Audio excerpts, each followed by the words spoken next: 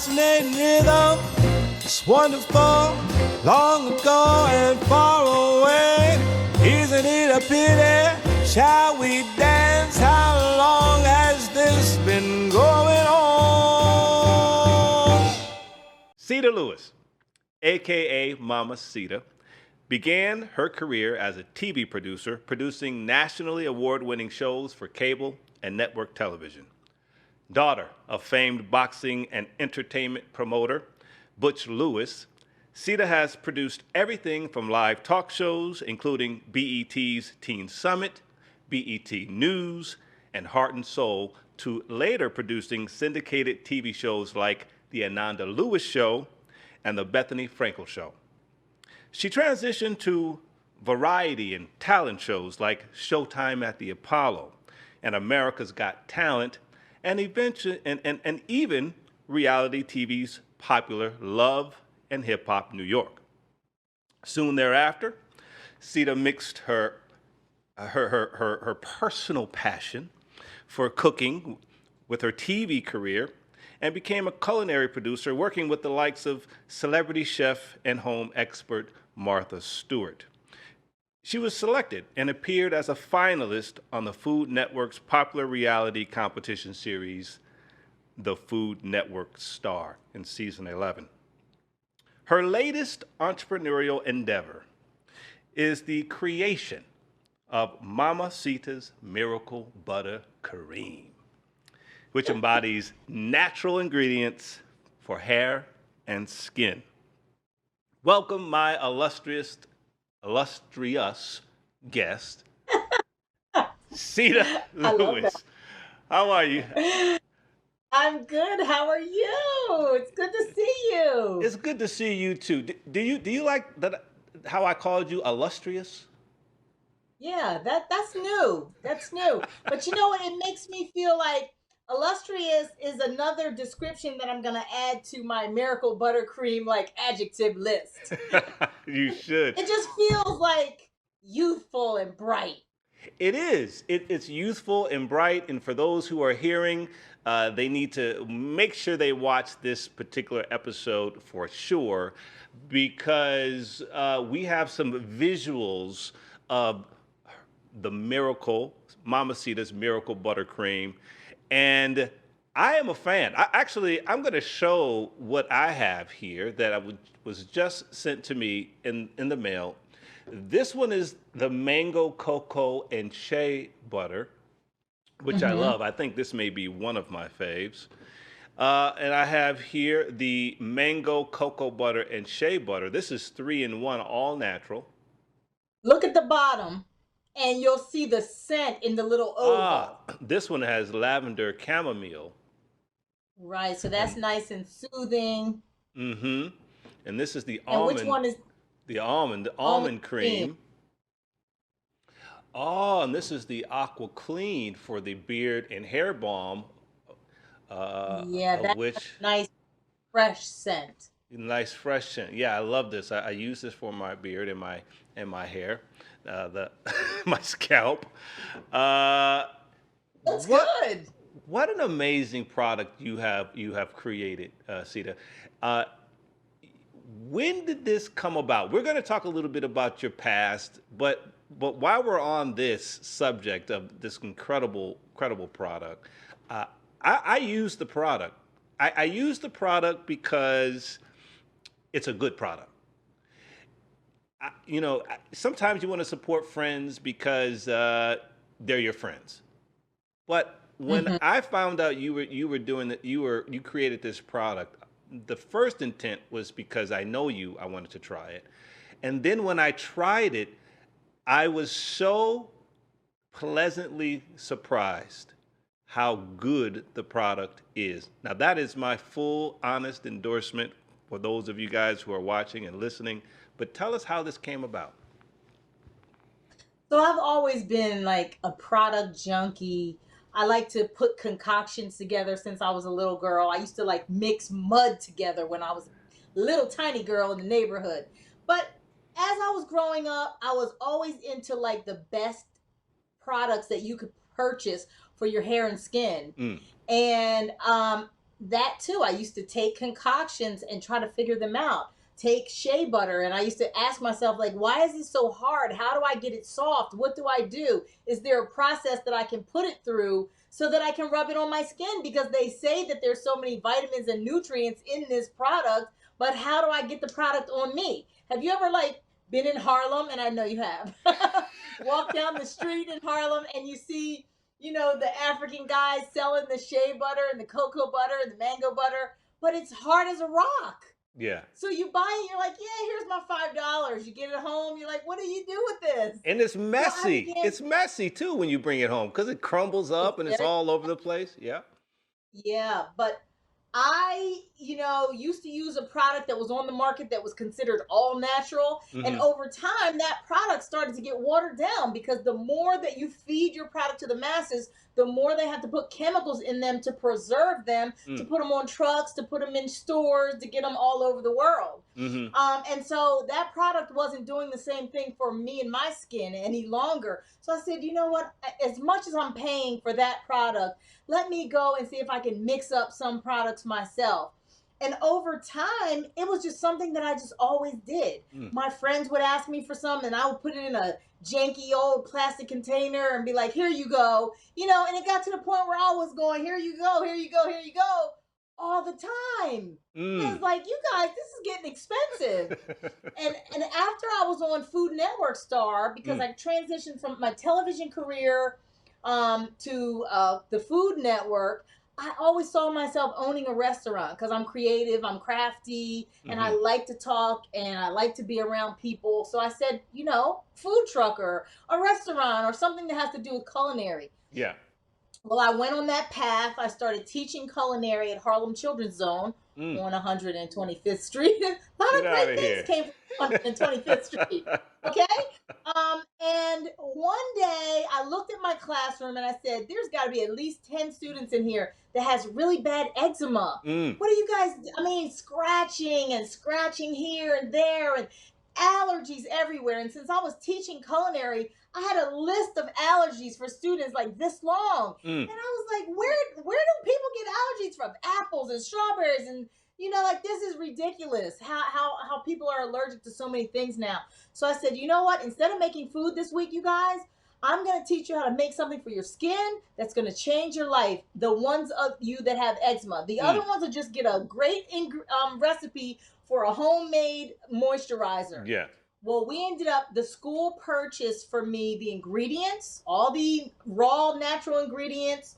I had the equipment because I was in a kitchen. So this is like a kitchen made product. And we whipped up 300 jars for a Christmas project. And those students gave them to Christmas as Christmas gifts and put little tags on them. And they were so proud of their buttercream. And at that time, it didn't have a name. It was just Sita's concoction. Yeah. And after Christmas, when we came back from the Christmas holiday, they were like, look, Miss Sita, my eczema is gone. And I was like, whoa, Wow. that's Wow. Wow. So, that is part of how the product came to be, as far as me saying, you know what, this is something that people, really want to use to for the health of their skin. And before you know it, you know me, I have to do everything right. I went and got a business tax ID number. I had to search the name. I had to search the trademark. I applied for a trademark. I started building a website in 3 months. By March of 2017, I had a website and I had about 100 jars of product ready to sell. Oh my goodness. I was working and I was doing that on the side. And by August, I had so many orders, I'm not exaggerating. I had to quit that job and do this full time. By August of 2017. So I am just a little bit over 3 years in. And right now I have over 3,000 customers and this is a consumable good. So that means when you're finished with this jar, you buy another one. So you don't just buy from me one time. My customers are repeat customers. And I'm talking, they have purchased over and over and over. And I've been able to convince major celebrities that have used Vaseline on their body their entire lives Yes. including, and I will name them, Wyclef Jean. Mm. He's one. He's been Mm. using my product for about 2 years now, and he used to swear by Vaseline. Denzel Washington Yes. told me, I support your product, but I will never use it because my mom just told me that's all I need is Vaseline. And through his wife, I said, Miss Pauletta, please put this on his feet and he will see that this is going to do something that Vaseline could never do. Before you know it, Denzel contacted me and said, I don't know what you put in that product, but I'm never using Vaseline again. What do you need? And to be perfectly honest, he became like an angel investor where Wow. he helped, and he's not investing in the business yet, but he was just wanting to put some things in place to help me grow, and Right. he did that, and I was eternally grateful just for that. Yes. And Yes. so here I am, selling to people all over the country now. And now it's to the point where I'm selling to people out of the country. I have people in Saudi Arabia that have purchased the product and I'm trying to ship it to them now. And I've had issues with shipping, but they want the product everywhere. And I'm sourcing it from those countries. And people in those countries want the product, and the ingredients came from their motherland. Wow. I was going to ask you, how has COVID affected, your ability to fulfill through the mail? Because that's how I received, my products, and that's how you send them out, through the mail, right? Right. And so, because I still have a home-based business, I have a 4-story house. The very lower level has been transformed by a contractor into my lab. Right. That happened sometime in 2018. So I was already set up and ready for COVID. And because my product is what is called in the retail industry is called an unstable good. Why is it called unstable? Because this is real fresh ingredients. You cannot get real fresh ingredients unless you go to Whole Foods, Trader Joe's, or one of those, Whole Foods markets like that. But they can't really ship this kind of product anywhere. So you have to get it directly from someone who is either crafting it or, making it in larger batches or small batches and things like that. So COVID actually caused my business to grow. My sales increased 4 times. Wow. Soon as March hit, I don't know if it was the stimulus checks. Everybody was at home wanting to pamper themselves because they were feeling so down and out.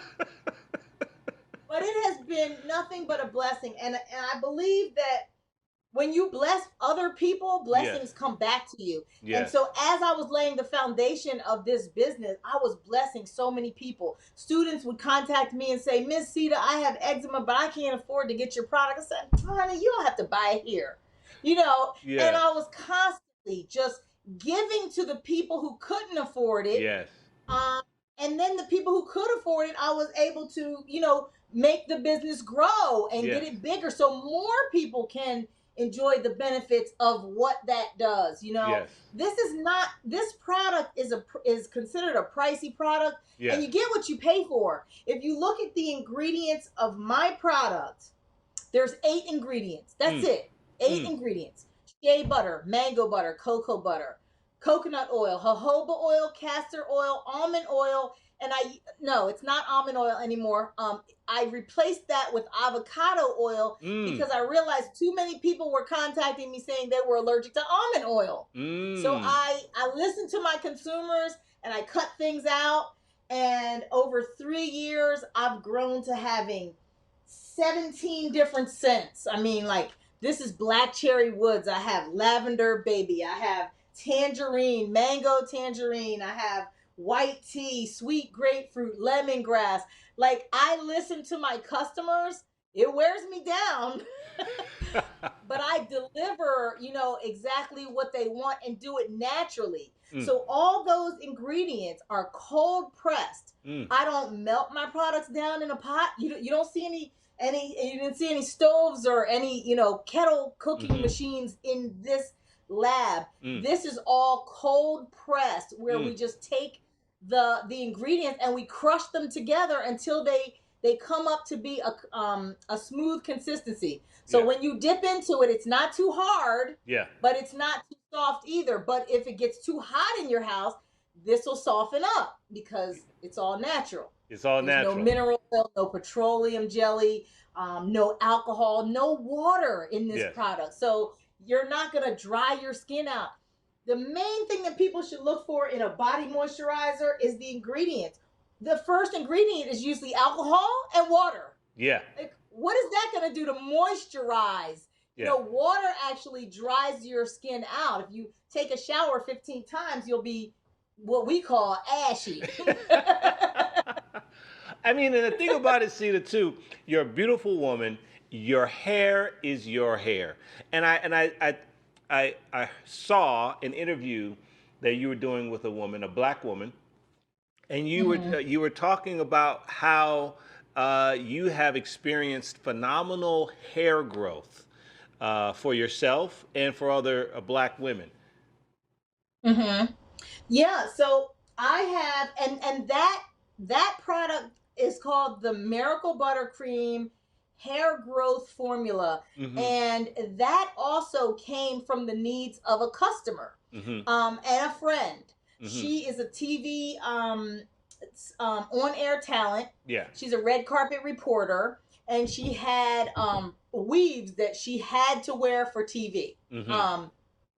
And the braid that was underneath the weave holding the weave on was so tight Mm-hmm. that it literally lifted off of her scalp, and she had like a couple bald patches right in the front. Mm-hmm. And she had to actually have a custom made wig made for her.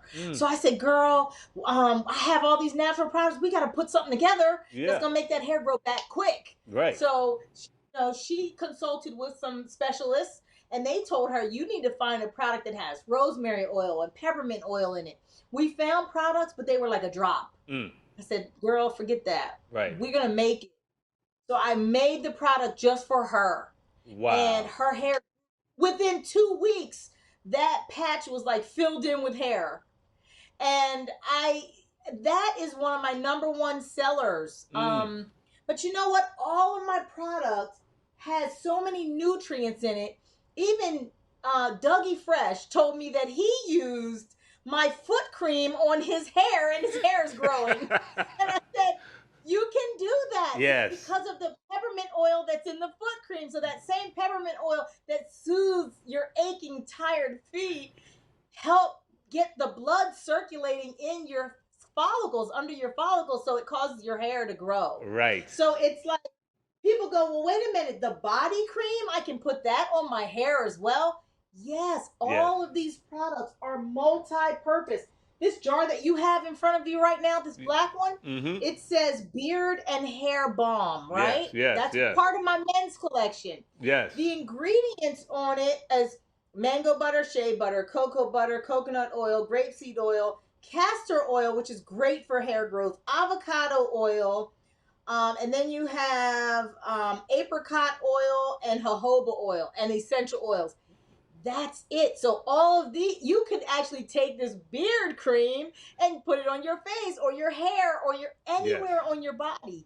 Yes. All of my products are interchangeable, except of course the shampoo. The shampoo you want to use on hair. Okay. But it has so many moisturizing properties in it. I also put castor oil and tea tree oil in the hair, in this men's hair shampoo.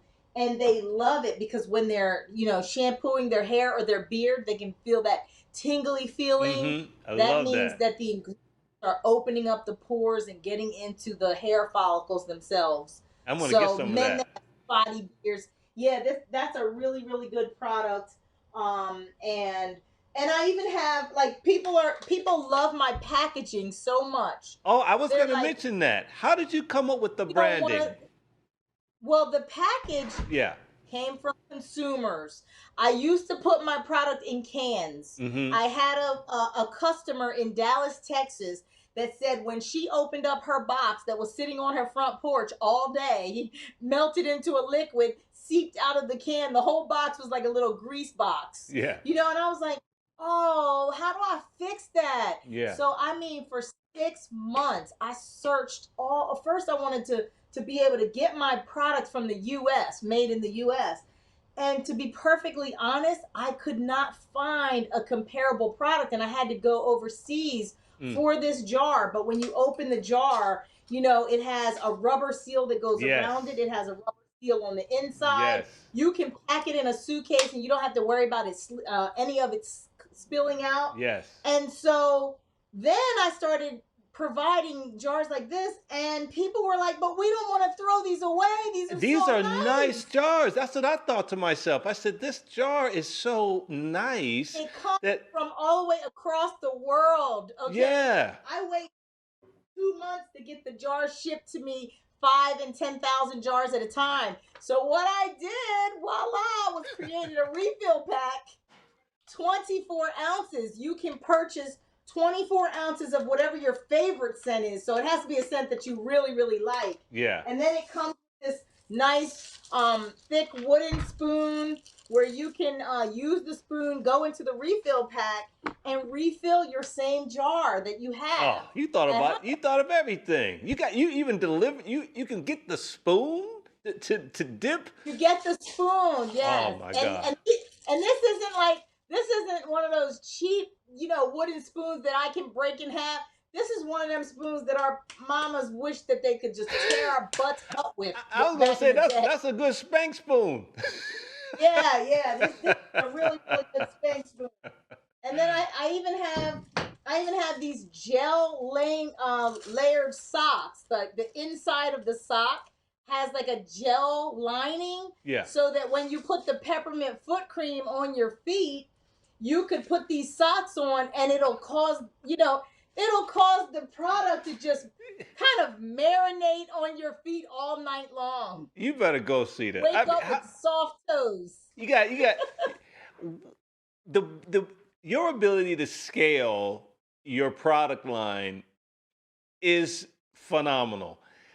What are your plans and what are your intentions regarding scaling the business? Because it seems to me like eventually you're just going to have so much business and so many orders that you're gonna need help. Yeah. What are you going to do? Exactly. So, to be perfectly honest, I'm trying to avoid the retail space in a sense that not every retail place will be able to carry my product.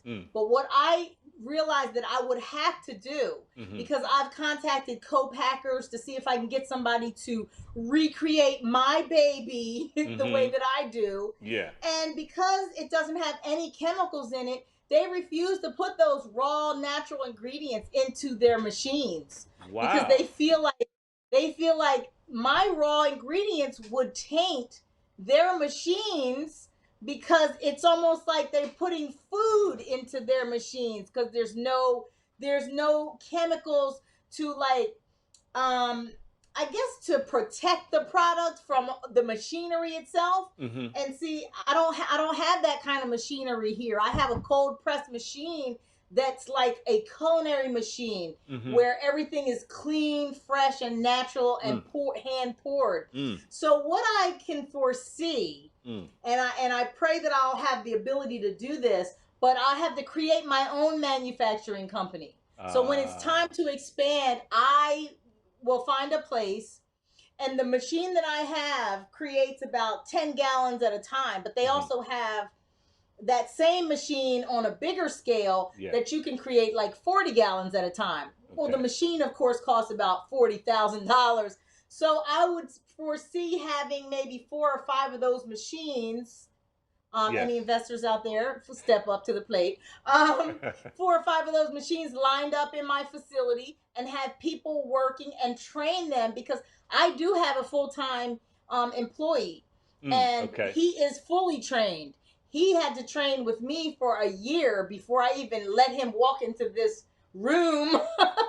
You know, I had to train him from the bottom up, from taping boxes and putting labels on the jars. Now we get them sent to us with labels, but back in the day, he used to have to, and if a label looked crooked, I was like, this ain't gonna do it. Like, go back to the drawing board.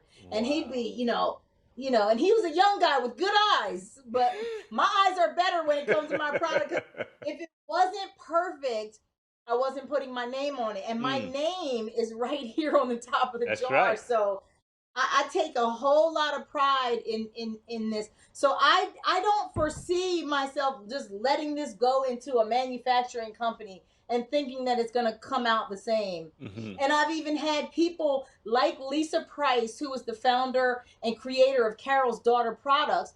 We call each other back and forth on a regular basis now, and I feel blessed because she's able to teach me some of the pitfalls that she fell into. She said, Sita, the manufacturing companies are going to tell you, put this product on your arm. Does it feel the same? Yep. Now put your product on this arm. Does it feel the same? They're going to try to convince you that with chemicals in it, it's still going to do and feel the same. Why do I want to put chemicals in the product? So she said they will convince you of that because their job is to talk about how they can make more money. And of course, everybody that has a business, the goal is to make money. But that's not how this product actually got started. The product got started because of the integrity of the product in the first place.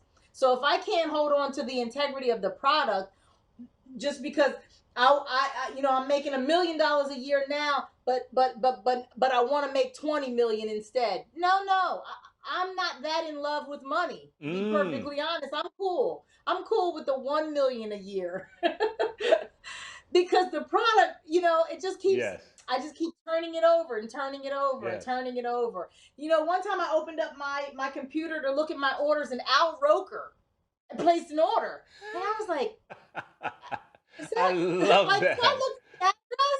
I looked at the address and I said, I'm gonna Google. I shouldn't tell this story, right? I'm gonna Google this address, right, and see like, could this be the real Al Roker? Like, what other Al Roker would there be? And so when I saw the house was $9 million, I was like, oh my God, that's Al Roker. It's the real guy. Where did this entrepreneurial spirit? I kind of know, but but for those who don't know, where did this entrepreneurial spirit come from? So I grew up in a house where both of my parents were entrepreneurs, and my father didn't have the opportunity to go to college. He graduated from high school and immediately went to work for his father, who was an entrepreneur. So my father's father, my grandfather, owned a car. He was a car salesman and he owned the car lot. My dad became the most successful car salesman on that lot. And he said, if you can sell a car, you can pretty much sell anything. That's right. So he That's went right. selling cars. He became good friends with Joe Frazier and Muhammad Ali. And these guys used to buy cars from him and limousines and Rolls Royces. And before you know it, he was on the production trail with them, producing boxing. So he transformed from selling cars to promoting fights, and he became one of the biggest fight promoters in boxing history. So I grew up watching this man that I looked up to my entire life never work for anybody but himself. If that's all you saw, coming out of Georgetown University and becoming a TV producer, I felt like I was the low person on the totem pole. Because I was like, how am I still broke? And you don't even have a college degree and you're like a multi-millionaire and you're just living the life. Yeah. Okay. Yeah.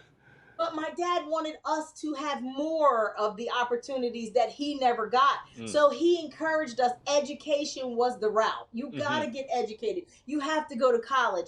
And if once you start working in an environment where you want to work for yourself, then you have the tools, you have the skills, you can go do it. So, and then my stepmother owned a beauty salon, and since I was 12 years old, I was the one that was put at the desk and told to answer the phones, and I better answer the phone. Like, their favorite line was professional. Okay. So I would answer the phone, good afternoon, first impressions, how may I help you, at 12 years old. Yeah. So I'm learning how to deal with customers as a teenager. Yeah. And even though I never tapped into that until now, it was like it just became so natural for me. Yeah. I run my own website. Nobody built the website. Nobody sits there. I can say, okay, you know what? I'm gonna put a discount code on today called Elijah Rock 10, and I can just go on my phone right now, get on my website, and do it. Yeah. I don't have to wait for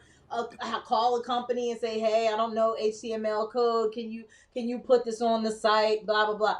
I just do, and then we have technology today that just gives you, gives you the platform. Yes. If you're not an entrepreneur in 2020, it's just because you don't want to be. Right. That's so Because true. every tool known to mankind is here for you. Yeah. MailChimp. Once you go to my website, they allow you to just, have your customers fill out a subscription form. That's right. And then I set it up. Yeah. I didn't know how to use MailChimp. I didn't know what it was about. I set it up, and then I just kept selling my product, Never even touched MailChimp. 2 years later, I opened up MailChimp, and I had 2,500 subscribers, and I go, oh my God, I've never even said one word to my subscribers. What am I doing? Because I didn't have time. I was making the product, shipping the product, selling the product, doing everything. And then I noticed that I can even start doing my own email marketing and touching people and reaching out to people. And so now I have a discount code, and I'll say, hey, I'm going to have a flash sale for an hour. I'm going to give you 35% off of anything on the site. In 1 hour. 1 hour. Yeah. I could sell like 300 jars of product in an hour. Wow. And we know what that calculates to. And it's a beautiful thing that I'm able to, get feedback from people that said, oh my God, my baby was covered in eczema, bumps everywhere, couldn't sleep. And I put this product on him, and here's the after pictures. And I just almost start crying because I'm like, wow, I changed somebody's child's life in a city. I don't know the person, and they're sending me pictures of their baby and giving me permission to post them on my website. And the honest to God truth, Eric, is I did not intend for any of this to happen. It's just so organic. It's just happening because I just believe that it's God's favor. It's got, like, last night I looked on my Instagram, and a girl was so impressed with my product. I swear on everything. Her name is KD French. She was so impressed with my product that she made a song about it. Oh, and she yeah. created a video. Yeah. I didn't ask her to do that. Yeah. Of course, when I knew that she was getting my product, I was like, oh, look at those amazing, talented videos that she does. And she only does them like singing songs. She's never endorsed a product. Yeah. And boom, there was my product, and I said, you can't, that's something that you just can't even explain. To me, it's part of my story that's really supernatural. Yeah. When Wyclef picked up my product on his podcast, he has Bacardi, I think it is, one of those companies that sponsors his podcast. Right. So that bottle was sitting right there in the middle of the set. He reaches behind the Bacardi and grabs Miracle Buttercream, and he says, listen, guys, I never promote a product. Yes. I never talk about anything on my show, but I catch a vibe off of this stuff right here. Yeah. I used to use Vaseline before this, and I love this. I went from ashy to classy, is what he said. And, I bought the product for family members, for friends, because I'm such a fan of the product. It works. I put it on this morning, every morning. I feel so hydrated. I feel, it's great once you step out of the shower, and it's consistent. The product is consistent. The packaging is consistent. You these amazing people, which is also a benefit. I mean, to have, Wyclef, and to be able to have, access to a Denzel through his wife and LL and all these wonderful people. it's kind of it's amazing that you've nourished these relationships over the years. You've known a lot of these people for a long time because you grew up in the business, if you will. I mean, Yeah. your dad was a boxing promoter, but he was also in the entertainment business. So Yeah. you grew up in the entertainment business, and I remember this story that you told me one time, and Hmm. it's a story about you not knowing your dad was invested in BET. It's, And I was an you, employee there. you got to tell this story. Are you surprised I even remember that story? Uh, Yeah. I And remember that I mean, story. that was one of the biggest stockholders in BET before they bought it all back and sold it to Viacom. Right. But yeah, like my dad, his thing was that he was in the people business. Mm. And so I didn't just watch an entrepreneur, I watched somebody nurture relationships and turn those relationships into he didn't want anything from certain people. Mm. He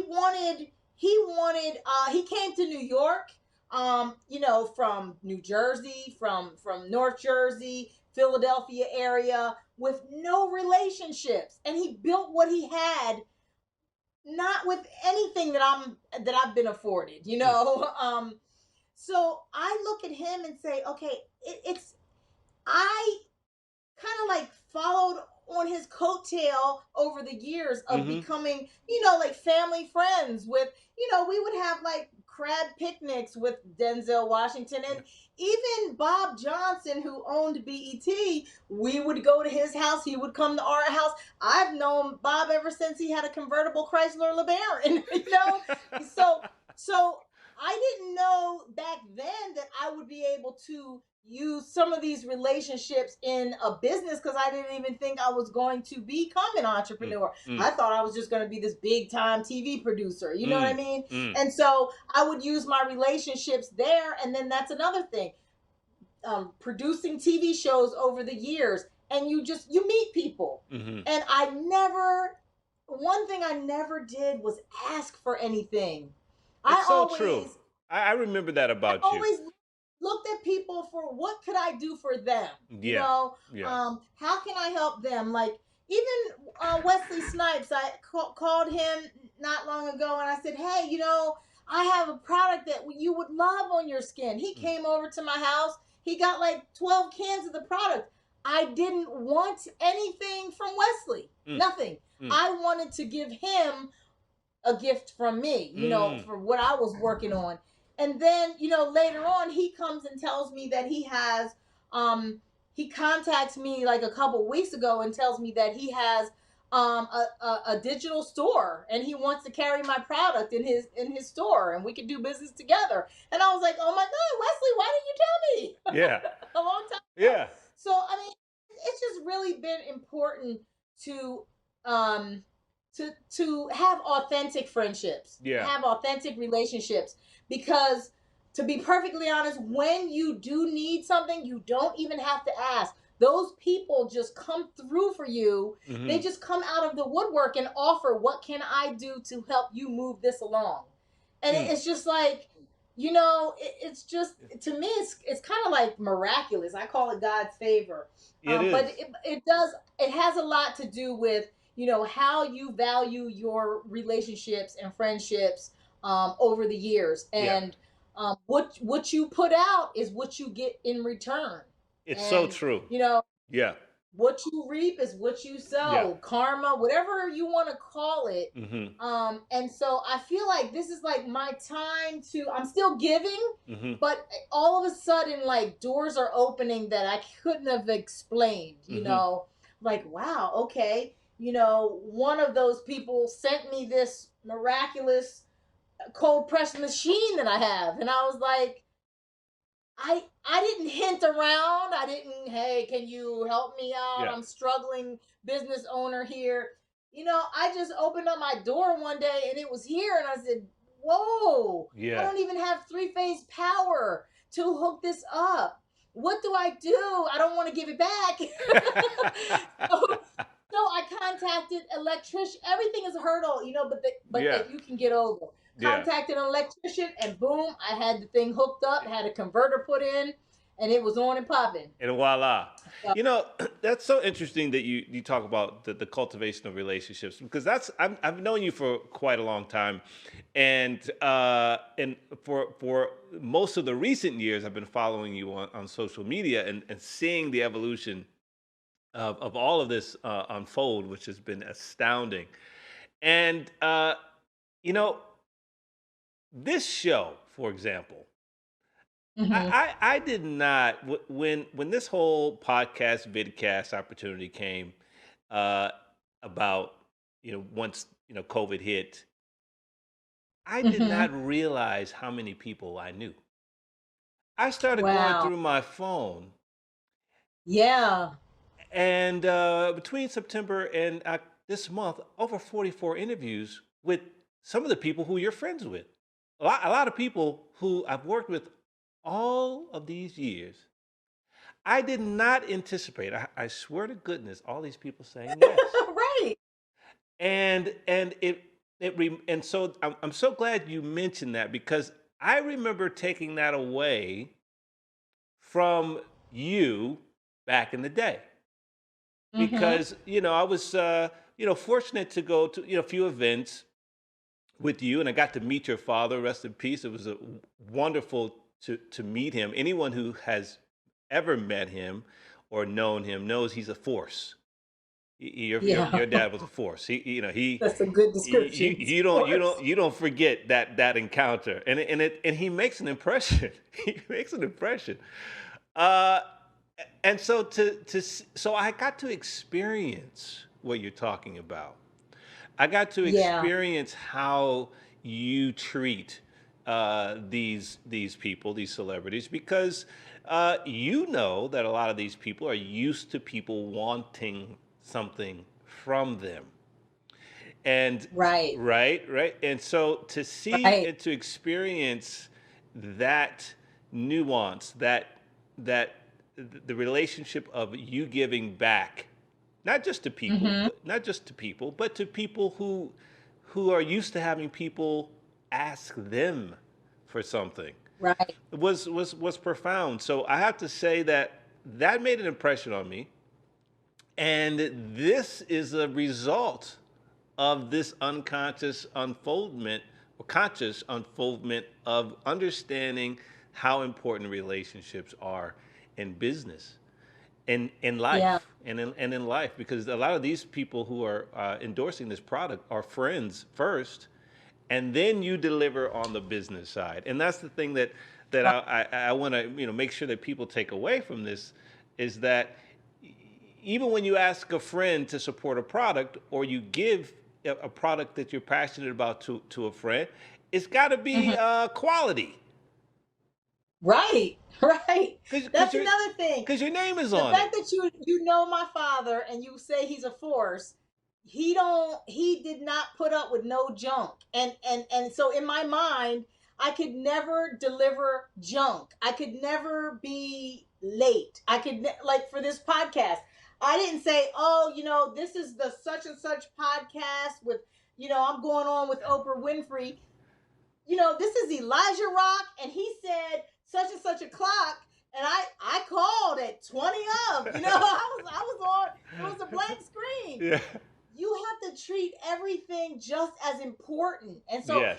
my dad was friends with Barack Obama. He helped raise money to get him into the White House. He was friends with Eric Holder. He had a lot of powerful friends, but he wasn't necessarily friends with them because they could do something for him. Mm. He was friends with good people. Mm-hmm. If you build relationships with good people, eventually when you need something, you got good people around you Good people. already. Right. And so anybody knows that if Sita comes to you with anything, whether it's a Mm-hmm. product or if it's an apple pie, it is you probably going to be the best apple pie you ever tasted. Well, you can cook. I have to say this, and because I have been very blessed to have had your cooking. Your cooking is phenomenal, and for anyone who is ever privy to your fried chicken. They will be forever changed. Now I come from a southern family. You know my family history. My, Uh-huh. my my my people from the south, and Yeah. so to have to experience someone else's fried chicken, that's a high bar for me. For me, Yeah. I just don't just sign up for someone else's fried chicken because my family make, in my opinion, some of the best fried chicken on the planet. The best. Right. Right, right. I mean, the It, seasoning. that's how I feel. It's hard. It's hard to impress me with food. And if But there's anything that Sita Lewis is snobbish about, it's food. oh, Because I don't eat just anything. no, you don't. And your fried chicken is phenomenal. That's all I gotta say. And most people won't even have the opportunity to eat your fried chicken. But I I get to use buttercream. but they get to use a buttercream. And I have tried the fried chicken. Is cooking something that you can? How do you have Look, time? that's What do you where have time for? this was born out of my culinary passion. But do you cook Um, for and food still? Do you have time to I eat? do, I do when I have time because I'm such a food snob. I don't eat processed meats. I everything is fresh. The reason why my fried chicken tasted so good when I was like 10, 11, 12 years old. I remember my dad throwing me in the kitchen and I used to clean the chicken. And I used to take the skin and turn it over and with a knife scrape all the fat off the Yeah, back of it. That's the yeah, good part. yeah.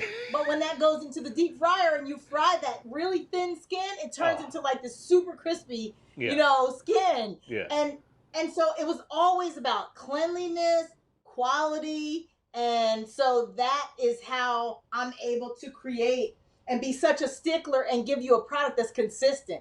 So when you smell the amber one time, you're not gonna smell it 3 weeks from now and say, this don't smell like the same amber I had before, or oh, this isn't the same.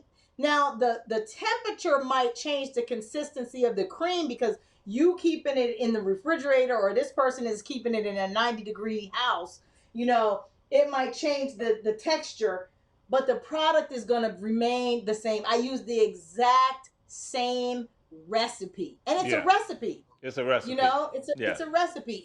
It's this many pounds of shea butter. It's this many pounds of mango butter. It has to be exact. yeah. And all the bottles that you see behind me, like the big 5-gallon bottles of oils, these oils are measured to perfection Mm. because it's gotta be the same every time, It has to be. You unless got. I decide to change It's got to the be. recipe It's got to be consistent. That's right. for the best. Yeah. What was it about producing that you enjoyed so much before all of this? These were culinary arts was a passion. You've always been cooking. This product is an evolution of that.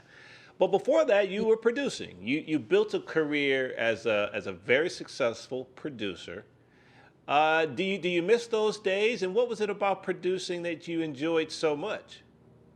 Honestly, I'm still producing and Well, you and are just producing. producing That's true. in a Yeah. different level, Yeah. right? Because producing for me meant coming up with a concept, coming up with some type of information that you wanted people to have, or Hmm. you're an entertainer. You there's some takeaway that you want. So then as a producer, you have to start thinking about what is the path Hmm. to be able to get that product. So Mm. you have to always visualize the end result, right? Mm. Hmm. First. Hmm. And That's then you right. work towards the end result. As an entrepreneur, I'm looking at next summer's sales right now. Hmm. I'm ordering next summer's jars like now. Like next summer to me is like last year. Like I'm behind. You can't be behind the eight ball. So you have to visualize what you see. Hmm. I'm coming out with a facial moisturizer called Creme de la Creme because it is going to Ooh. be the best of the best. And I mean, I ordered the bottles, and I started, and I ordered the machine, Yes.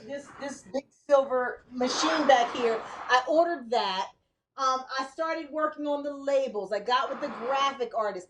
I mean, I've been working on this since February. Nobody's going to really see it until the end of October. Yeah. But it doesn't just pop out. You know, Right. you have to visualize it. You have to try it out. So this product, you have to soak the oils in rose hip and rose rose petals, and there's nutrients in those things. Yeah. And then you have to get the highest quality ingredients, and you have to test them out on people. So there's about 15 test people that have been using the product, and they loved it so much they came on and did an Instagram live about it. I said, why would you do that when I told you don't talk about it yet? And they were like, see, this product is so good, I had to talk about it.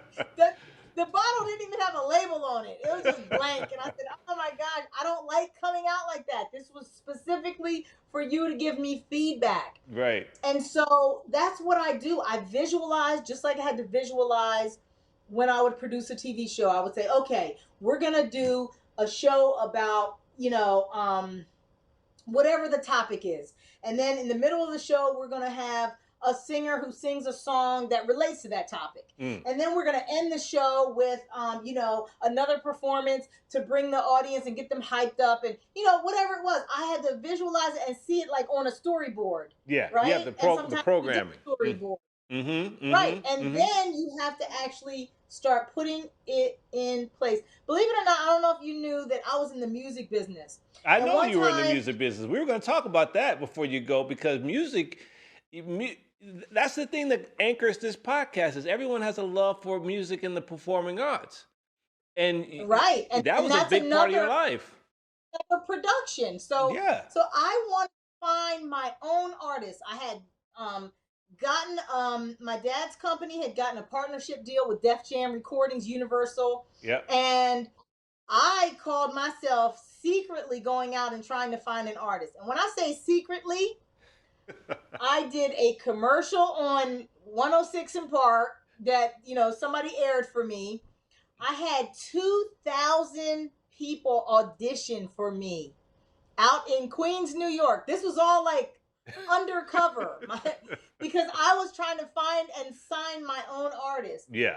And I had kids lined up going down the street. So I had to put myself in line. I had to say, okay, now how is this going to go? I'm going to stand in line. I'm going to pretend that I'm a kid. And that means I'm going to stand in line for like 2 days because they're going to get here early. People came from all over the country to audition for me and some A&Rs I had from different record labels.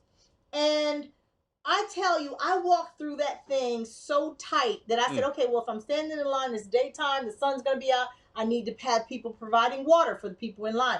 I had to think through all that people would experience before they got into the audition room. Yeah. And so, and it probably cost me like $5,000. I put it all on a credit card, just taking a chance on myself. Yeah.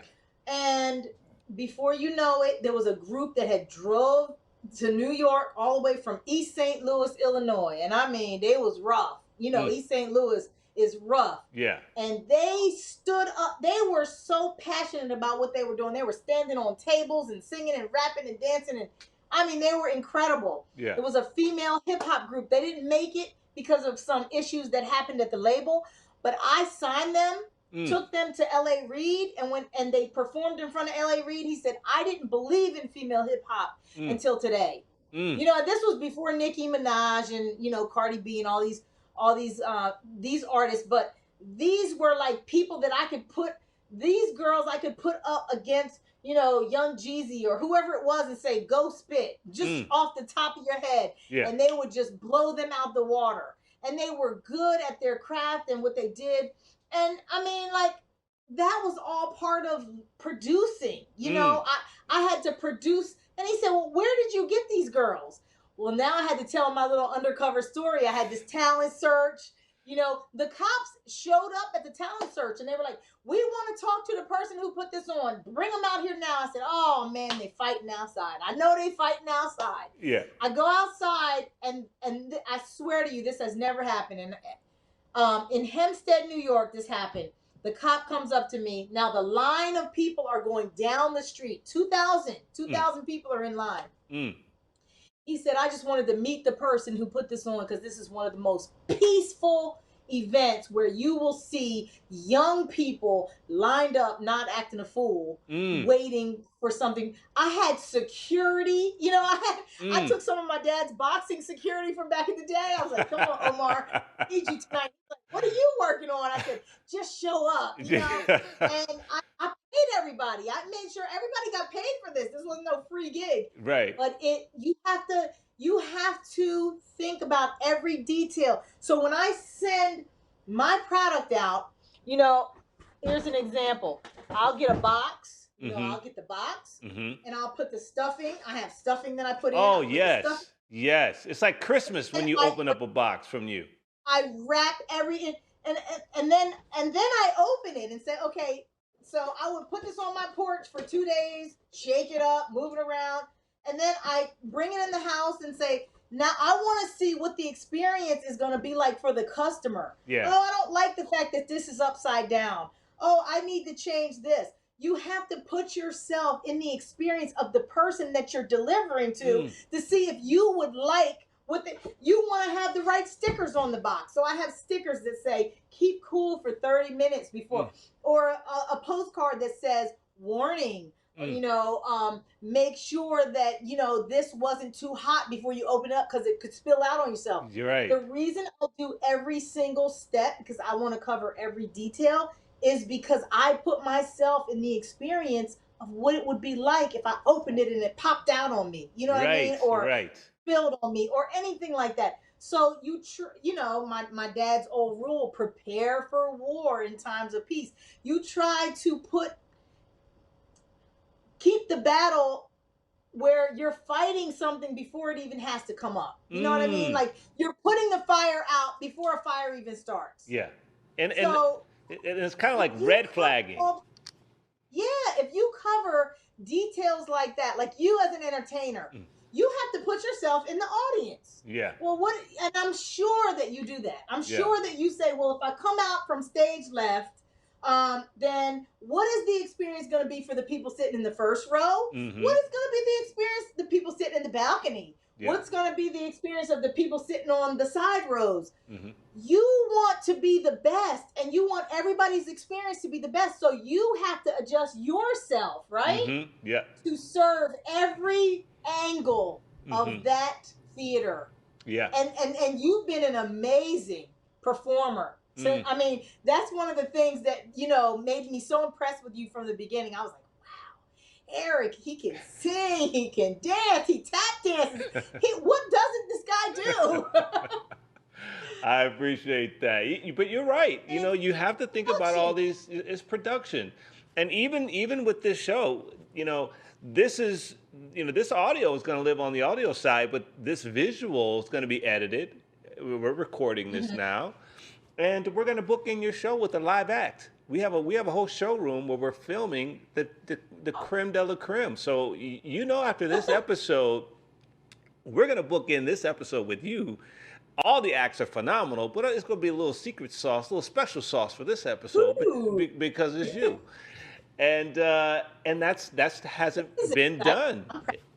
I appreciate it. Yeah, it's a new thing in the vidcast space, and a lot of the talent in Vegas, they're not working. Yeah. And there's so much talent between here and LA. I got, Kevin Phillips is coming in for an in-studio interview today after today.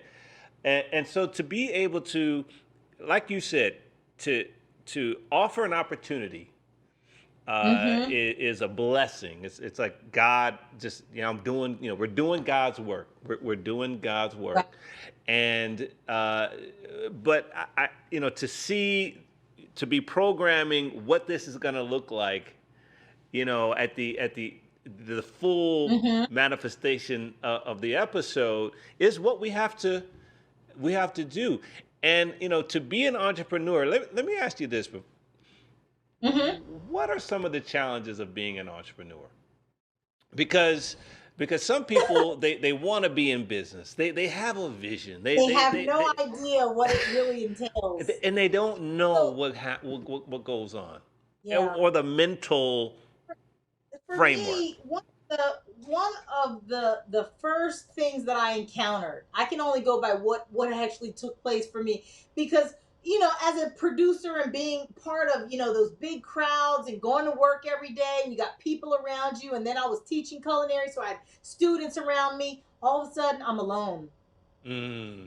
Everybody talks about this great product, but they only see you when you're at an expo, you're at a trade show, you got the tables out, you got the music playing, you got the product made. But before you got to that point, I was by myself every day in, day out.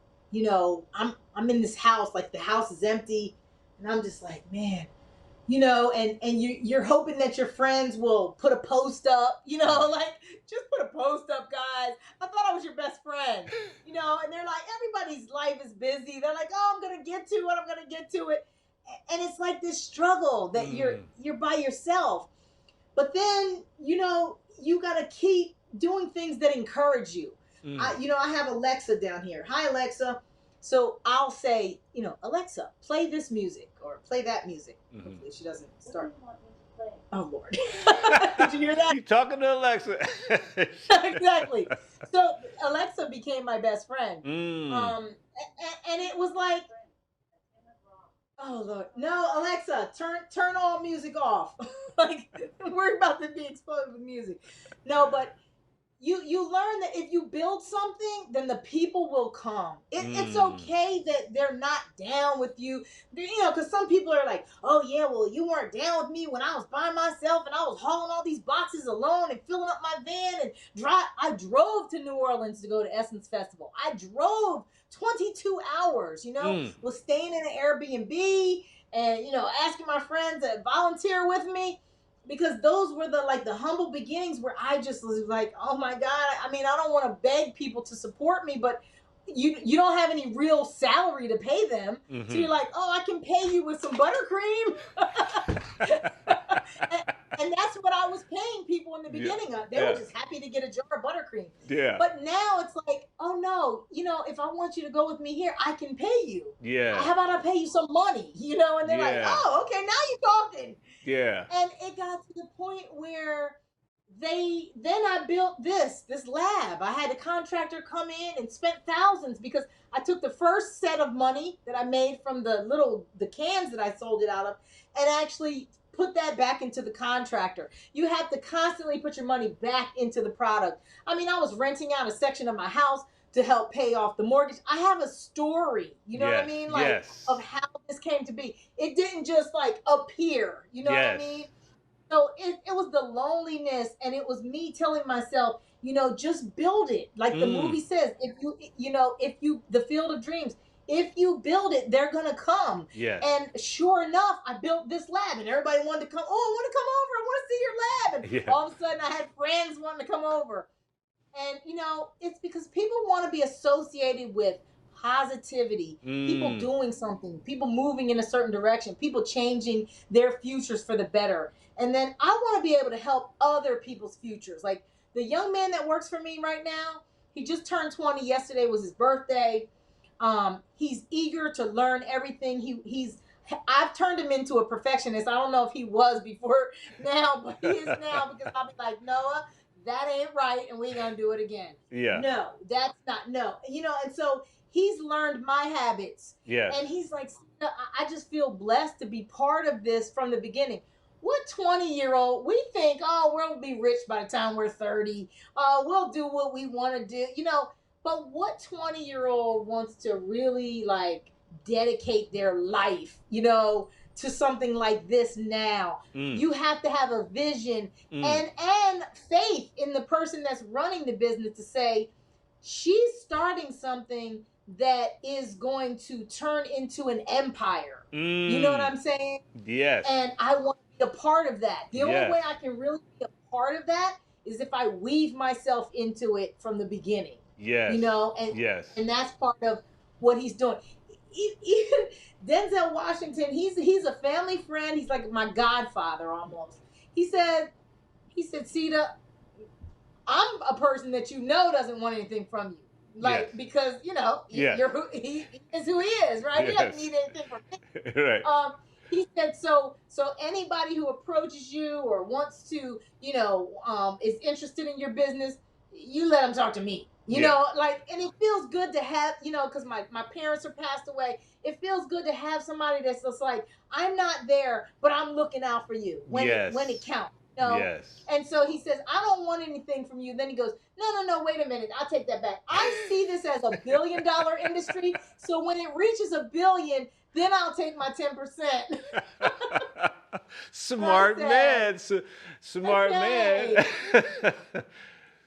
But that feels good, to know that you have people behind you because you have integrity and you were a good person. And so this is it's basically, I'm reaping what I've sown over the years. And Yes. I feel really grateful, that I can be able to provide a product that has integrity behind it. And then like somebody like Noah, there's going to be more Noahs. There's There are going to going be to be people more that I'm able Noahs. to employ, right? That's And so right. I want to financially empower them. And I told Noah, I said, Noah, this is your salary right now. But every time we hit this mark, your salary is going to go up. Like, so we've never not hit that mark in the last 4 months. So he's always got that bonus every month. But it's easy for me to give somebody a bonus because I'm getting a bonus from the customers. Well, And that's it's right. just a trickle down effect. That's right. I mean, and It's a it trickle down effect. incentivizes him to he grows as you grow, Right. which is a beautiful thing. And I really love that we have this opportunity to do this interview now versus 2 3 years from now when this thing is going to really be it's just going to be huge. That's, yeah. But it's this process and your ability to share this part of your story that is so enriching, not only to me, but everyone listening and watching this right now, because this paying it forward is so crucial, and I really want young people who are listening to this and those who have entrepreneurial ambitions to really grasp the fact that this is an opportunity to learn what it takes to be Yeah. successful, and that nothing happens, nothing great happens overnight, and your father was an example of that, of the process Mm-hmm. that it takes to get from point A to point Z, and that you're always learning in the process. You're always open. You're agile. You can your head's on a swivel. You can move and you're listening to your clients. You're listening Yeah. to your customers. They're the That- most important part of your business. It's They the most are your important business. part. They are your business. Yeah. Hmm. So uh, do you have a vision for helping young entrepreneurs? I've always been a mentor to so many young people. Mm. From the time I was producing Teen Summit back in the day, up Mm-hmm. until the time I became a culinary instructor at Harlem Children's Zone, those students I still talk to Mm. on a regular basis. Mm-hmm. They come with me on some of my expos, trade shows, journeys. Um, I have paid them like salaries. I've shown them how to make money. Mm-hmm. Like, I'm always gonna have young people around me. Yeah.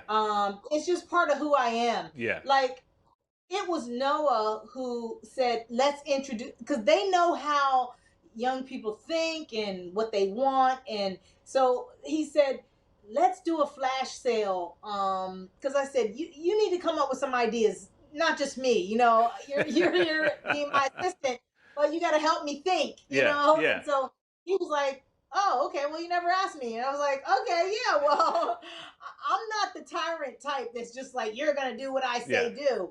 I'm the type that's like, what ideas do you have? Because we need to figure out how we can take this to the next level. So he was the one who came up with the flash sale idea. And I was blown away by the fact of how well that works. Yeah. You're giving somebody an opportunity that never had the chance to afford your product for 30% less, but you're telling them you got to be here. You got to meet me here at my website at 3:00, and this shuts down at 4:00. Right. So you have 1 hour. So what it does is it causes people to like be urgent about making their purchase. Yes. You know, and like what I made in a month, I made in an hour. Wow. And I was like, just by putting that marketing out there like that, like we're offering you something special, especially to the people who follow us on Instagram. That's how you know about this. Who follow us on Facebook, who watch our YouTube videos, who come, like, who are faithful to us, and they show up. They show up for those flash sales. They're like, I'm not missing out on getting my Miracle Buttercream for 30% cheaper. And I'm gonna tell my friend she better be there too. And it goes on and on and on. And before you know it, like I said, I will have 300 orders in an hour. And wow. I'm like, okay, how do I start packaging these? And I'm a stickler for getting stuff out the next day. So I'll call my students. My students, they know when they walk in my house, they got to wash their hands. That's the first thing that they have to do. Oh, we know, Miss Sita, we got to wash our hands. We can't touch nothing. That's right. You know, when you come into this facility, you have to put on one of these on your head. You have to put this beard guard on if you have a beard, and you have to get suited up. You have to put the gloves on. You can't walk around with your hair out. I would not go for a piece of hair or something falling into my product. So when it's production day, it's funny because my students, as strict as I am, they still want to be around me because kids like discipline. They like to learn, and they like to see, well, if she's doing something and it keeps turning into this, and this, and she started with us in the little kitchen over at Harlem Children's Zone, and she did this, I could do this. Yes. And I tell them all the time, yes. It's not rocket science. You can do this. Yes. But these are things that you have to do for it to be successful. There you go. You cannot be lazy. You cannot be dirty. You cannot be unorganized. These are the key things. And I try to teach my students life skills. Like life skills are what teaches you how to run a business. That's right. You know, because I don't know how to be in the beauty industry. I'm learning as I go, but I'm not afraid. You know what I mean? And so I'm teaching them, just because somebody has something in the store and they're selling it, that's all people are doing is taking something that they have and they're trading it for money. That's so right. You're offering it. It's just like having a job. So if you have a job, you are offering your time for money. And how much is your time worth to you? And what are you worth to them? So I'm always teaching them, you know, how to monetize what they're doing and put a value on them and be valuable. Don't just say, oh, I'm worth $100 an hour. You know, because if somebody asks you, Eric, for your time, how much do you feel like you're worth? You're gonna say like $1,000 an hour. Right? But you need to be providing $1,000 worth of expertise every hour. Of value, absolutely. Right. Absolutely. So don't just go out there saying, you need to give me this, and I'm not bringing nothing to the table. You need to be showing me that you can. I told Noah, I said, Noah, the next person that comes in this lab, you're going to train them. And guess what happens when they you know, mess up? That's right. I'm not coming to them. I'm coming to the big brother. I'm coming to you. That's and right. he's like, how? And I said, because you knew better. Didn't you hear your mom say that before? You know better because you're the oldest. That's right. You've been here the longest. Why is there buttercream hanging out the side of that jar? That is. You know what? I have a quality control basket over here, and this is so funny. This will show you how serious I am. And I mean, you can't see this with the naked eye. There's a little dot on the bottom of this jar. Yes. I don't know if you can see that, right? It's a little tiny black dot. Yep. I don't know what it is, but guess what? It's not going to nobody because we don't know what it is. and it doesn't say Papa Noah's Miracle Buttercream. It says Mama Sita's Miracle Buttercream. Right. My name is on this, so I take pride. I say, Noah, anything that does not pass quality control has to go over there in that corner. And if you want to give that one to your cousin or your best friend on the corner, you can. But we're not selling that. That's We're right. not taking somebody's hard-earned money and giving them something that's not the best that we can deliver. And so that's what he's learning from me. Now, if he chooses 5 years from now not to want to work for Miracle Buttercream, I doubt it, because he's probably going to be so rich that he won't want to leave. But if he does, he will be able to say, I work for Sita Lewis, and she was a force. That's right. She was a She force. was a force to be reckoned with. That's right. And so it's just something that comes down the line. My parents demanded excellence. I couldn't even cut an apple in front of my father. That's not how you cut an apple. Give me the knife. And I would be like, Dad, I want to cut my apple like this, And then he might show me, and I would say, oh, you know what? I never cut it like that. So I never knew that, that's the way it would make it easier to eat without the seeds, or, whatever. Whatever. Yeah. But sometimes we don't want to take direction, but when we do, from people who have experience, we learn and we become better. That's right. Your hindsight becomes their insight. That's right. Yeah. That's why I call Lisa Price and I say, what did you do about this? Or how did you do this? And now she's calling me. That's right. Asking me questions. And I'm like, I feel honored. Yeah, that's an honor. The awesome woman who built this business and sold her business to L'Oreal is calling me, asking me questions. She just called me last week and asked me a question. Wow. And I said, oh, yes, I have the answer for you. Where can we find? Of course, I mean, it must feel just, to be in such great company, and to be able to share these ideas as you grow. Again, her hindsight has become a lot of your insight, and then it says a lot about her, because she is open to new ideas. And she said when she started back in the 90s, we didn't have all of these things. Yeah. She called me one time and asked me, can she set up a time for us to get on the phone where I can teach her how to do some online marketing? And I was like, yes. Oh my gosh. I don't know that much, but I'll teach you what I know. Yeah. Yeah.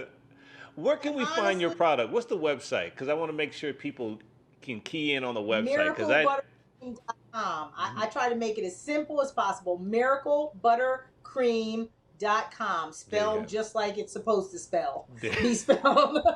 There you have it. And I'm sure that, people are going to be ordering this product. I mean, this has been such a phenomenal time with you. I got to ask you this question. Are you married? Are you single? 'Cause there's a lead up to what I'm going to ask you. I'm in a relationship. Do you have time? Do you have time to date? You have a boyfriend? One good thing, well, it's not good to me, but I am in a relationship, and it's a long distance relationship. Okay. Where does he live? So he lives in Michigan, but what makes it good is that we have to fly back and forth every 2 weeks, because that's the only way we get to go out. But I get to work 24/7 if I want to. But he also has a very strong entrepreneurial mind. Yeah. He has his own website and his own business, but he also has a full-time job too. Yeah. So he is constantly, babe, I got this idea for your product. And sometimes I'm like, I just wanted to talk about what was on CNN. I don't want to talk about business. And he wants to talk about business all the time, because we're very similar like that. But I like to have balance, and I like to shut it down. Yeah. Last weekend we went fishing, and I think I just posted this on my Instagram, on my personal Instagram page. His father lives and works on a big, huge animal farm in Florida. So we were in the middle of cows, goats, chickens. I mean, and when you see the video on my Instagram page, you're going to be like, okay, that's what she was talking about. I went from making Miracle Buttercream and shipping it all over the country to going into a cow field and running and I just like have to like just take, and it was only 2 days. Yeah, It was a yeah. quick 2 days. He flew back with me. He was like, okay, I'm gonna fly back with you, get you settled, then I'm gonna fly back to Michigan. So it's like that's how I gotta live for now. I appreciate you sharing that because I wrote a book. I wrote a book. It's a handbook for men. Mm-hmm. It's a handbook for men, and it's really just experiences over time that help men be in a position to authentically attract that which they desire. It's Mm-hmm. really pretty much about courtship. So I have to ask you, from Mama Sita's perspective, as Uh-oh. as we wrap up this interview, how do you define the essence of courtship? The essence of courtship. I would say the essence of courtship are two people who are open enough to come together and be willing to share in courtship, because we're living in a different time than we were back in the day. Mm, But at the end of the day, a woman still wants to feel special mm, and have surprises every now and then, to feel special from a guy. I just happen to not be one of those women who are thinking, what can I get out of this relationship? mm, I think, on the other hand, of what can I give to this mm, relationship. And if you find the right person, that person will be in the same mindset. What can I give? And you're constantly trying to give to each other. When I'm out and about, I'll see something and think of the guy that I'm with, and I'll say, oh man, he needs this, or he would love this, or this would be a great surprise. Or, when I was just in Florida and we were going from restaurant to restaurant, and he was just naturally pulling his wallet out to pay. And I said, at one point, I said, well, let me pay this time. And he was like, okay, fine. Like, if that's what you want to do. You know, I mean, sometimes it's okay for the woman to be involved in the giving, mm, because not just financially, you have to be giving of yourself emotionally, and mm, you have to be also willing to compromise in mm, courtship. mm, Um, it's not always about, okay, well, where do you want to go eat? mm, Well, if I'm trying to please you and you're trying to please me, we're gonna find a happy medium. mm. Well, this time we'll go to Houston's. And maybe next time we'll go to Houston's. No, just kidding. You love Well, Houston. You maybe love you next so time we'll much. go. Somebody obviously likes to eat at Houston's. But it's a give and take. Like, Yeah, it if, is. if your Yeah, guy likes Mexican food and you don't, well, you can find something on the menu yeah. that you'll be able to eat, and you don't have to complain. So I think it's just a matter of the essence is two people who are willing to give of themselves. You Mm, cannot go into a relationship selfish, mm. and not be willing to give. I sit there and watch football, and trust me, I don't know what's going on. I don't really like football, and I'm just sitting there staring, for like 2 hours. And if it's like the second quarter and I'm going, oh my gosh. And the time, it seems like that clock just ticks so slow. There was 5 minutes left to this quarter for the last hour, That but is I'm watching classic. there showed up, and I'm watching it, and I'm like, how about I make the wings? Woohoo! Yeah, yeah. I'll bring the fried chicken. I'll be in the kitchen while the game is going on. Like, Oh you my gotta gosh. you have to be a giver You got on That's both true. sides. I, Yeah. I Young appreciate that.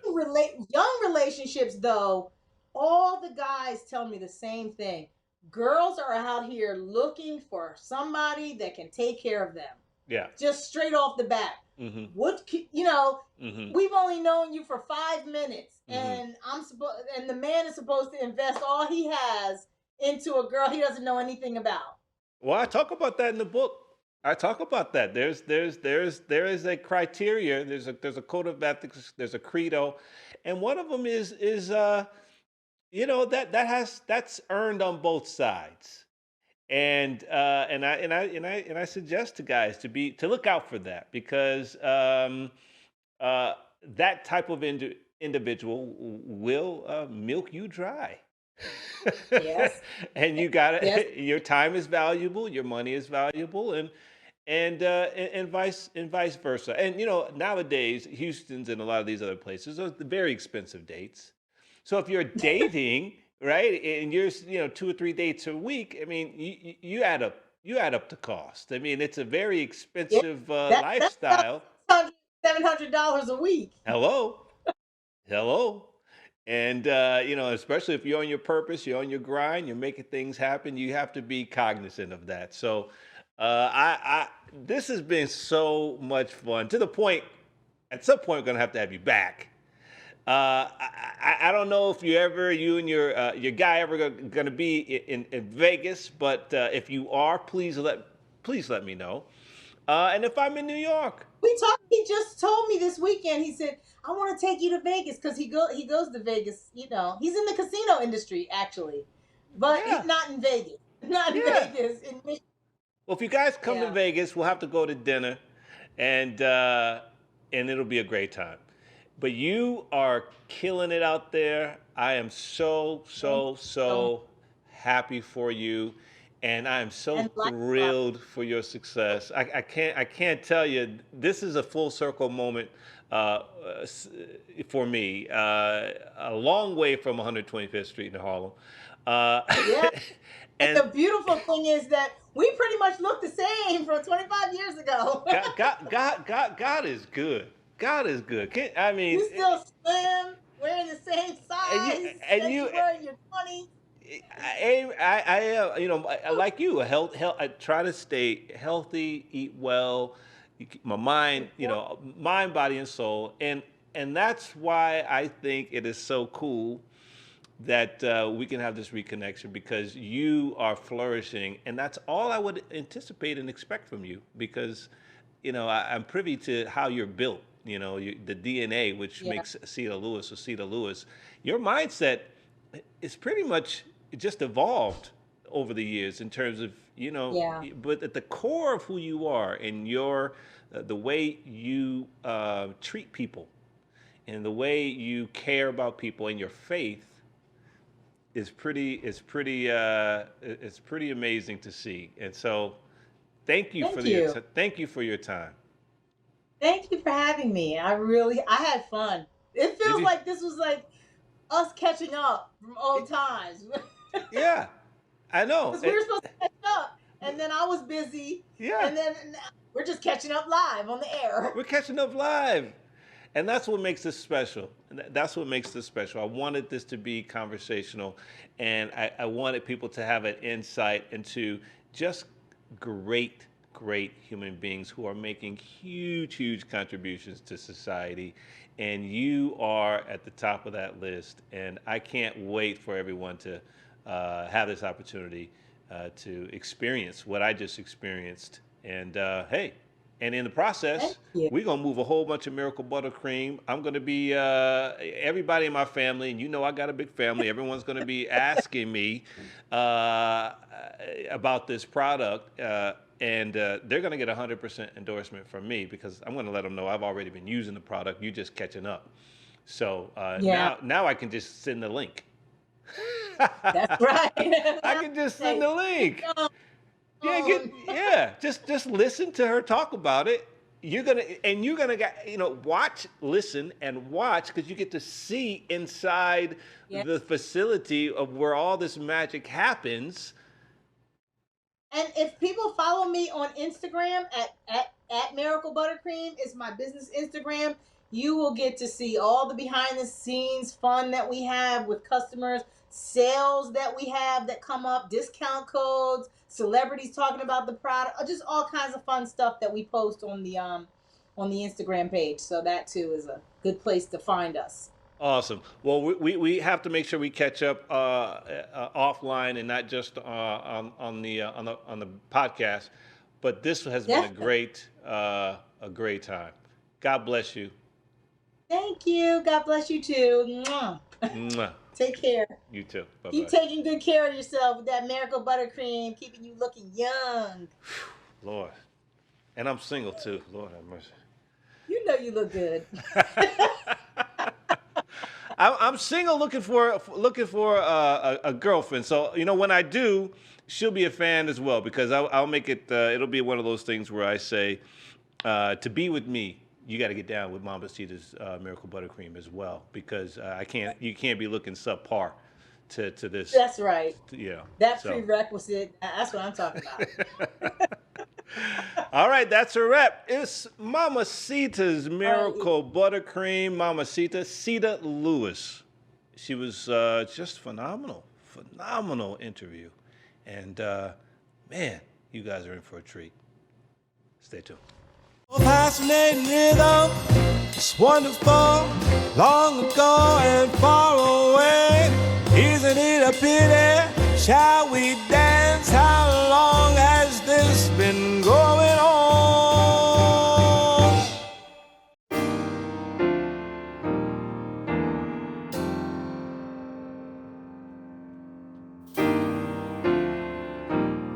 The Fine Art of Romance, a Bachelor's Handbook by Elijah Rock.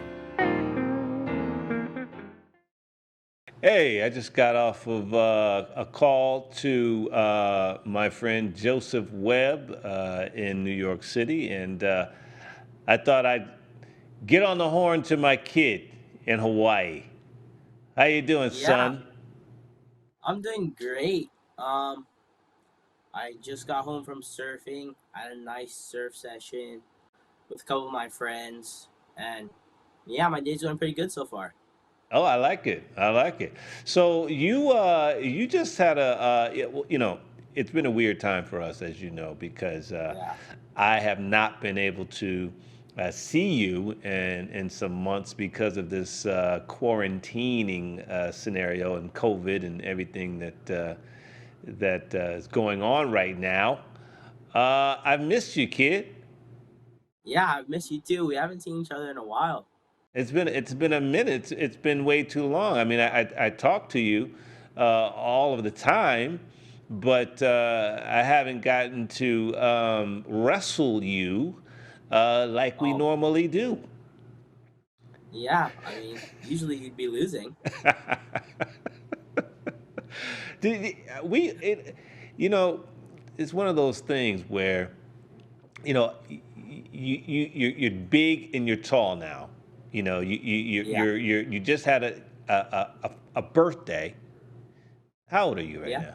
Tell everybody how old you are. I just turned 14. You just turned 14. How does it Yeah, feel to be 14? honestly, I feel the same. I think I grew a couple inches though. Yeah, yeah. Were you? What is the last statistic? I was 5'9 1/4", but I think I'm like 5'10 1/2" now. 5'10". Well, I'm 6 foot, Yeah. so you for a long time your goal Mm, has been to be as tall as me, or actually taller. Uh, yeah. I think I'm gonna yeah. be taller. You think you'll be taller? Yeah, for sure. Surfing has been a wonderful outlet for you. And a lot of kids right now Yes. who are homeschooling. You're homeschooling. How's that going? How's well? First of all, how's mom doing? Is your mom doing good? Mom doing fine. That's She good. just went to the beach house Okay, on the west side. nice, nice. Yeah. Well, we'll give her my love. Uh, you've been surfing. You've been surfing. Yeah. How has this been for you? What's the transition of you being in school online?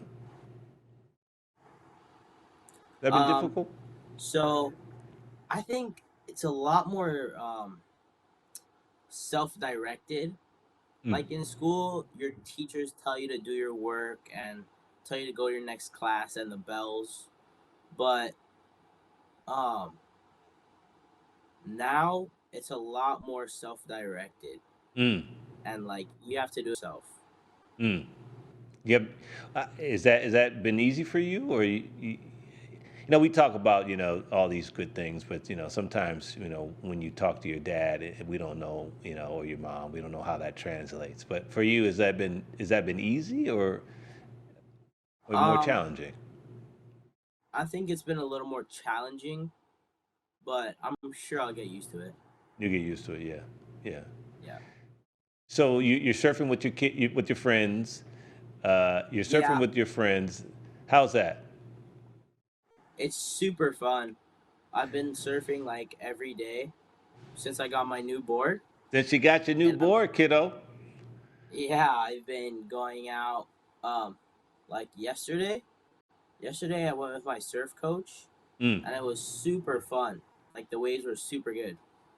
He's a great guy. He's been giving you a lot of Yeah, tips and pointers. So you just got a new board. I remember when I was in Hawaii, we got you the long board. So yeah, you started off boogie board. We would always boogie board, and that was the thing. And you became very well adapted to the boogie board. And then became okay because we didn't know when you were actually going to start surfing. We thought maybe yeah, that might happen at some point, uh, by the fact that you live in Hawaii. But we got you the longboard, and I remember I was in Hawaii, and the look in your eyes when you got the longboard, it was you were so excited. yeah. I I was you psyched on that. you were so psyched, but you wanted a short board then, and we said no, Yeah. you can't just get straight to the short board. You got to go through some phases. Explain the maturation process from the long board to the short board and why that's important to kind of take your time through the Okay. So for Christmas, you guys got me that longboard. yeah, Um, I took it out a couple times, and then on my 12th birthday, we went down a little bit. yeah, We went to a 7-0, mm-hmm, and that was fun. I got, yeah, that was a really fun board.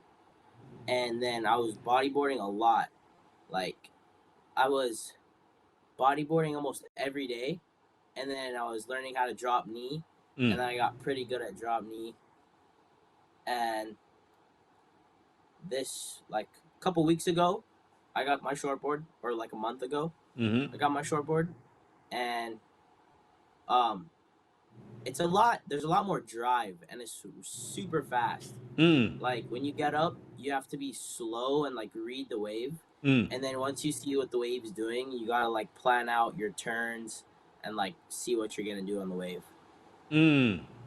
Is it Yeah. easier to paddle out on the short board? Does it take more balance? Um, in the beginning, I mean, it honestly depends on the board. Mm, If you get a board shaped for you, mm, like the shaper takes your height, your weight, and stuff like that, and they shape the board for specifically you, mm-hmm, it's a lot more easier to paddle and to catch waves. mm-hmm, But for me, when I got this one, my 510, it's a really good board, mm. and I got it for like pretty cheap. Well, what's your surf coach's name again? Micah Moniz. Mike, yeah. Yeah, so, well, I'm glad you got the board, that we were able to, support you in, Yeah. in getting the board that you want. I'm glad you're using it and that it's working out for you. And so, yeah, man. Well, I'm glad you had a good surf day. Yeah, I think I'm gonna go later You're going to go later. today. Yeah, sunset from 4 to 7, You, probably. you, you need to be here hanging out, learning this tech stuff with Jacques. That's what you need to be doing right now versus Yeah. surfing. There's no surf in Vegas, so Yeah, it's like a desert out there. it's a desert out here, and I'm happy for you. I'm happy for you, but I'm also a little jealous. I'm Yeah. jealous of my own son. Because I can't get in the Hawaii waters, and you know I love the Hawaii waters. You know Yeah. I'm Black Hawaiian, and Yeah. mahalo. And you know how much I love Hawaii. It's like I've been going there since you were a pup on a regular basis, and this COVID thing has me really upset. Yeah. I mean, I'm not gonna cry on air because I'm a grown man, but I miss you, kid. But if I go there, The only thing is, online school would start at like 2 o'clock there Yeah. Well, and I'm end at Well, we're 6. gonna see. I'm gonna see you soon. You're gonna come here for your next break. But your dad has launched this podcast, the vidcast, and Yeah, so uh, I figure why not let people see that you live in Hawaii. You know, there's no mistake. I mean, anybody. There's no it is what it is. I mean, you've been in Hawaii for a long time, and we've had a bi-coastal situation for a long time, and it's worked out for us. But this is extraordinary times because I'm used to seeing you every few months at least, yeah. and you spending the whole summers with me.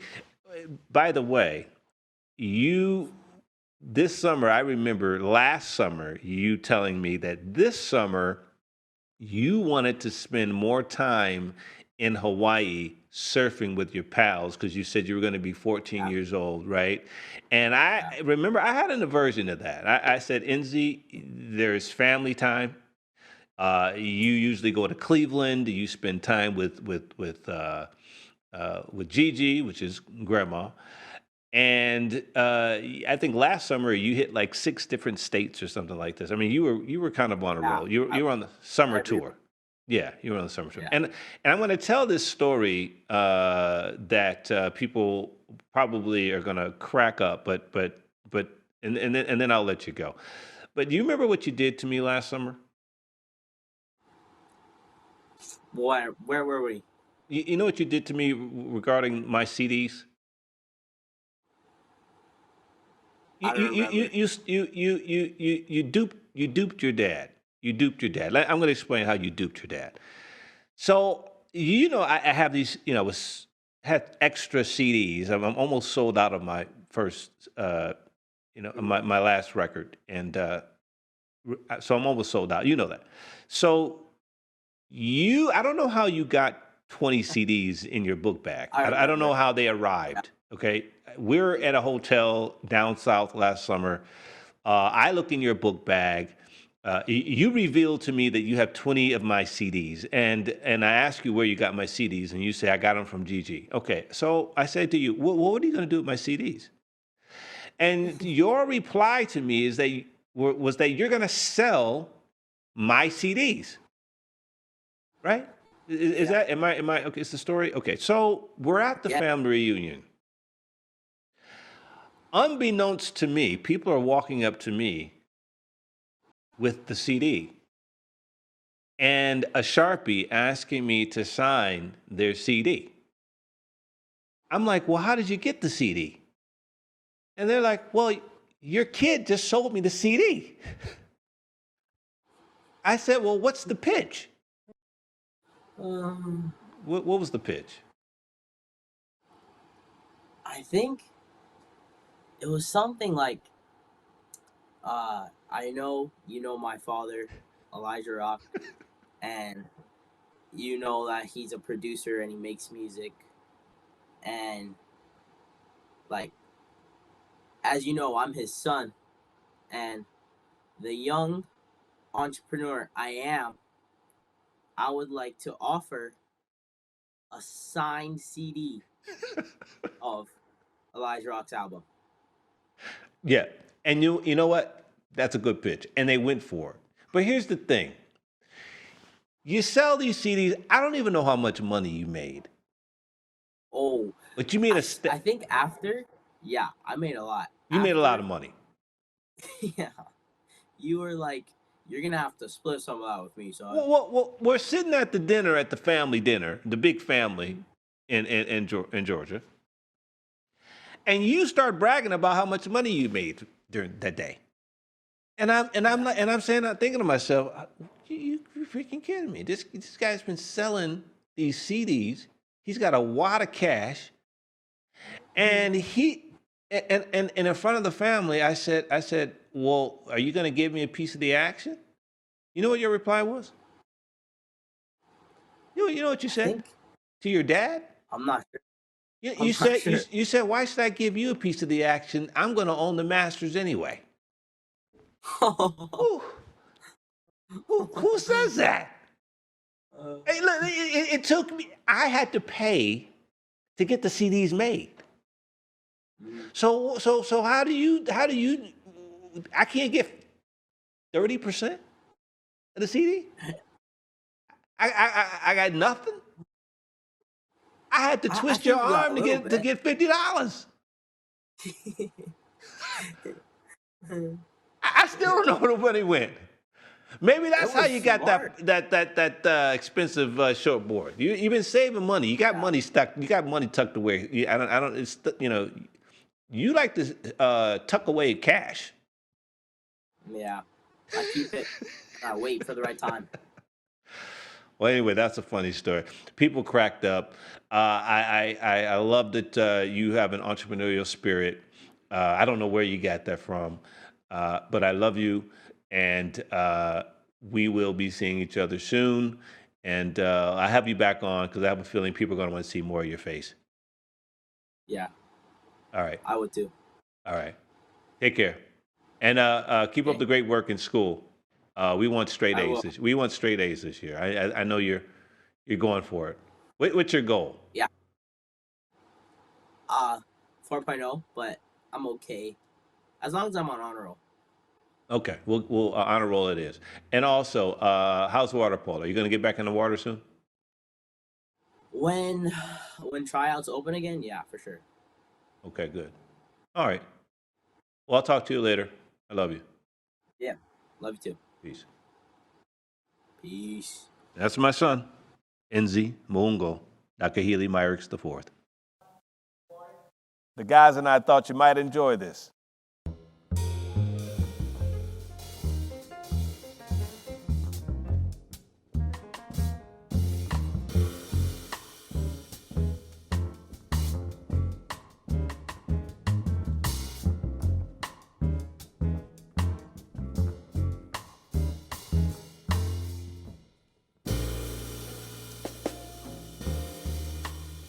Unforgettable, that's what you are.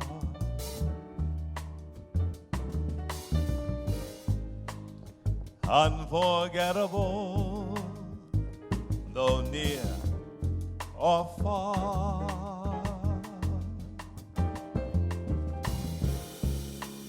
Like a song of love that clings to me. How the thought of you does things to me. Never before has someone been more unforgettable in every way.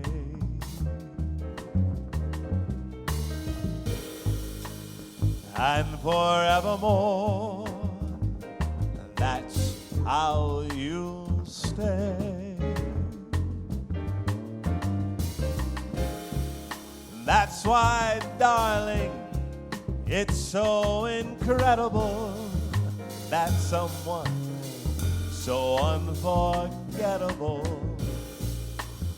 thinks that I am unforgettable too.